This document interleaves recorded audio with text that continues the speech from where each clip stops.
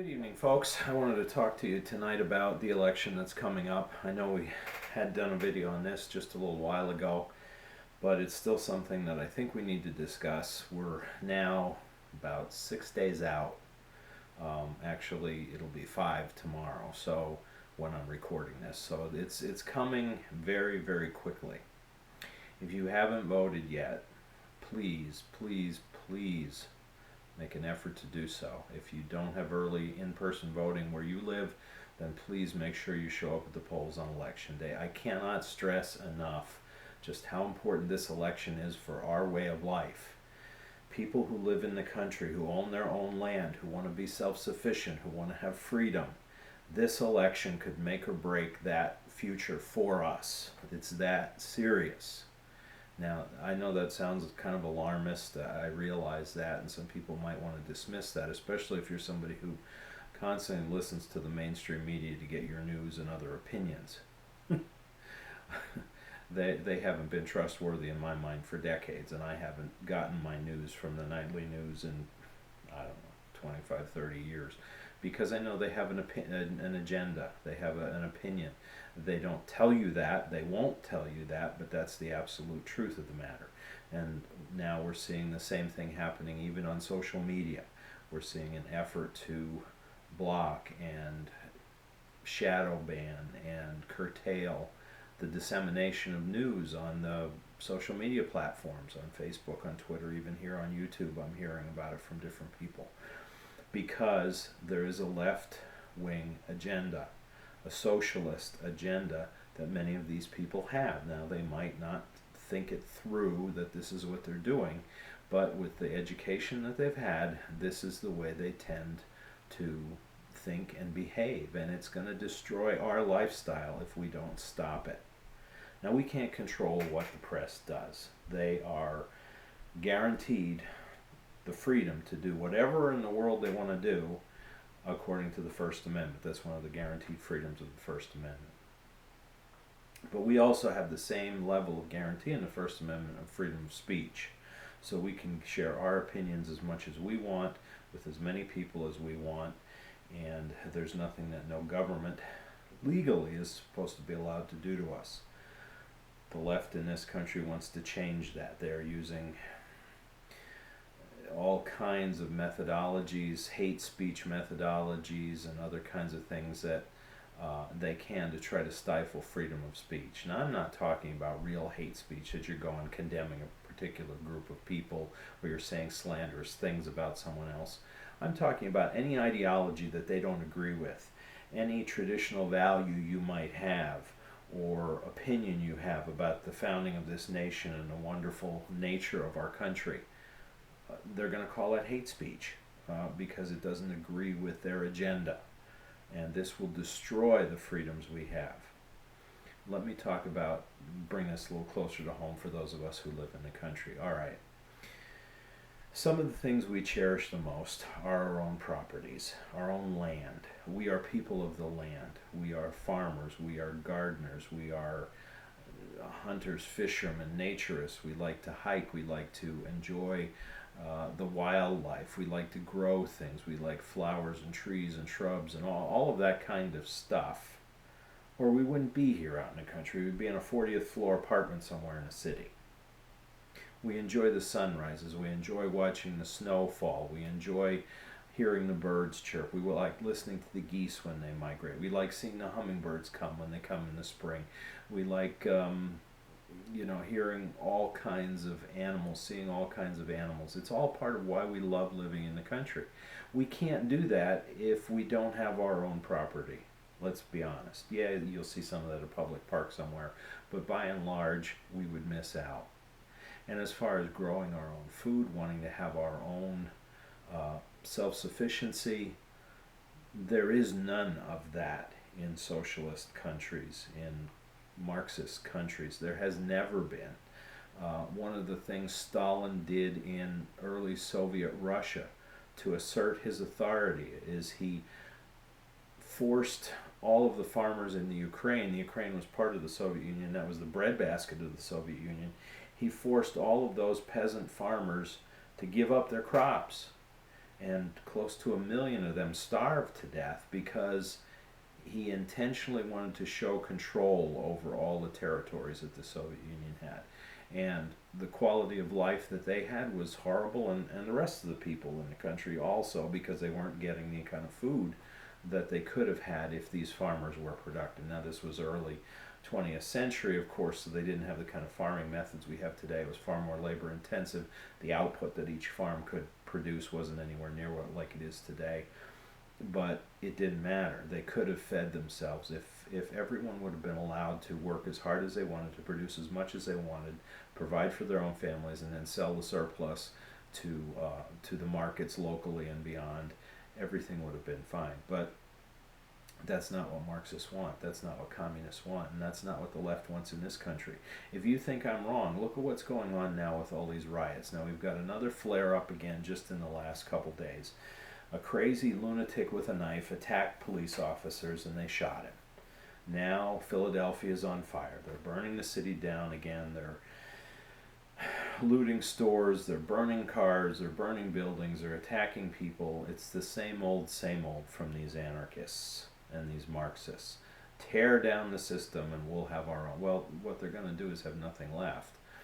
I think it was it Sun Tzu who said that a tyrant will destroy his own country just so he can rule over the ashes. And that's what they want to do. And if you don't think that involves us, then you're not understanding history. Yeah, we don't live in a city. We don't have to worry so much about people looting the stores and breaking into our homes and so on. But it will come, because they will not allow any place to be free from control. No one gets freedom. No one gets to do what they want in that kind of a society. And that's what these people are pushing for. They're doing it through the environmentalist movement. Yes, we all want a clean environment. We also want the world to continue on and have fresh air and clean water and green grass and lots of animals and lots of trees and so on. But that's not what their movement is about. It's radical socialism. It's to destroy anyone's freedom. No private property ownership, no ability to do what you want. Massive regulation.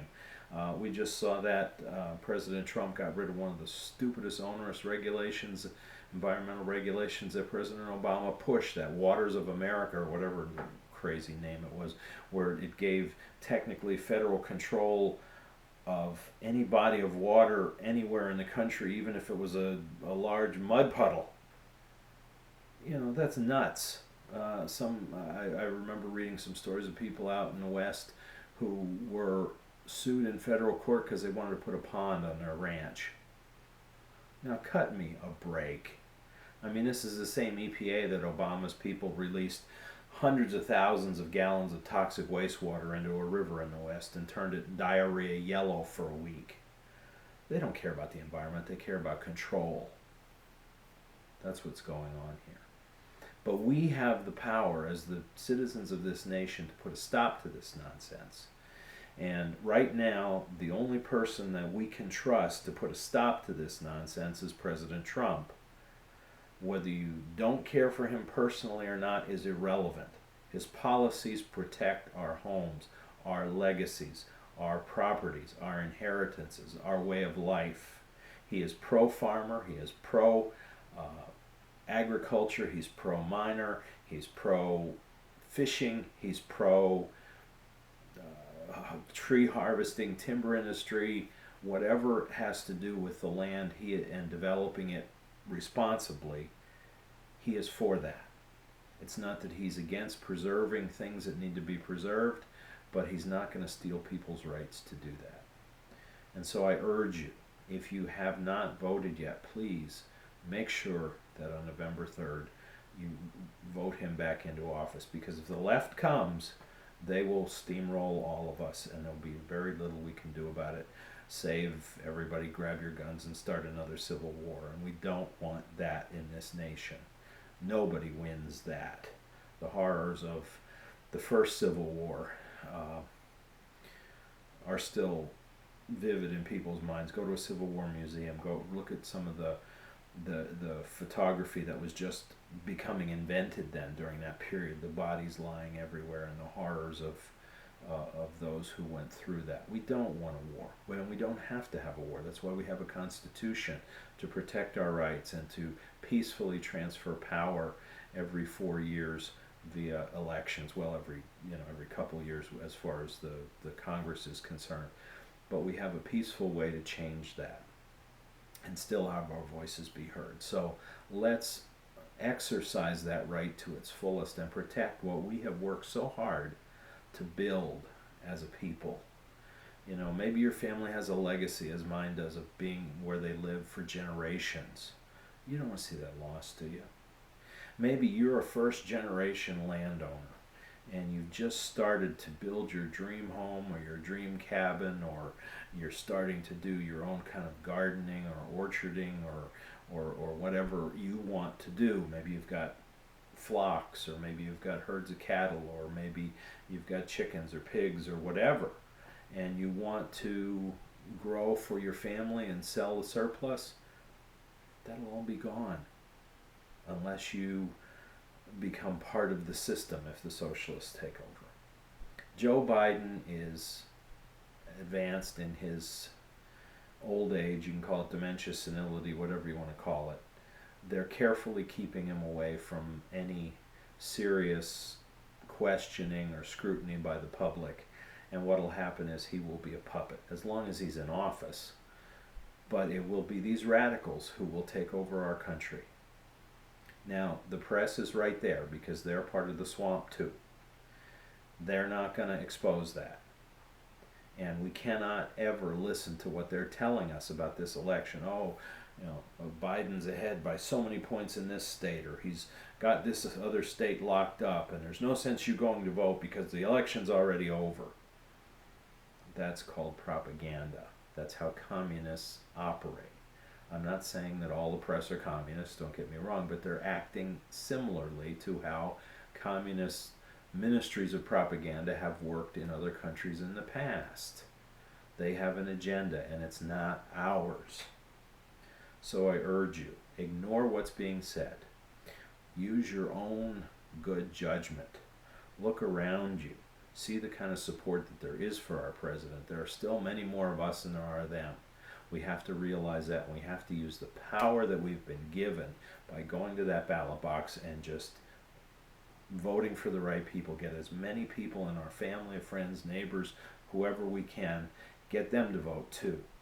And millions and millions and millions of people can let their voices be heard, can flex their American power, and show these Marxists that we are not ready for America to go quietly into the night, excuse me from that line from that movie, but we're going to fight back for our freedom.